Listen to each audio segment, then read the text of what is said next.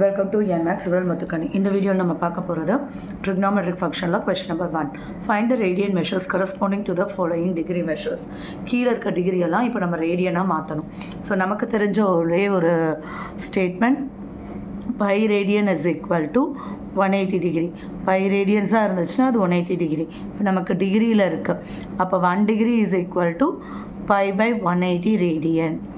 So நமக்கு என்ன degree வேணுமோ அதை பை பை 180 கூட மல்டிபிள் பண்ணால் நம்ம அதை டிகிரி ரேடில் கன்வெர்ட் பண்ணிடலாம்.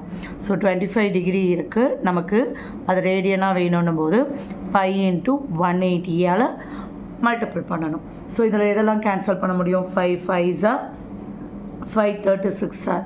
அப்போ answer 5 pi by 36 radian.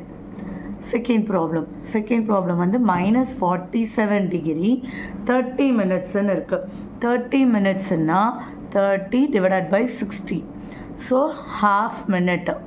So -47 1/2 டிகிரின்னு இருக்குது. அது மிக்ஸ்டு ஃப்ராக்ஷனாக இருக்குது. ஸோ இம்ப்ராப்பராக மாத்திரம் 47 × 2 94 95 divided by divided by 2 into இப்போ நம்ம ரேடியன் கன்வெர்ட் பண்ணுறதுல மாற்றிக்கிறோம்.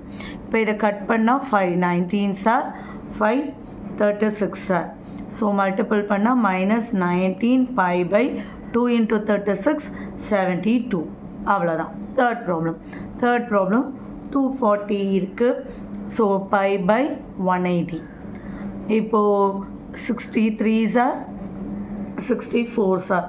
So 4 pi by 3. Last one 520 into pi by 180.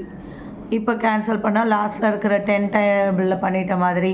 அதுக்கப்புறம் 2 9s are 2 26 are. So 26 pi by 9. அவ்வளோதான்.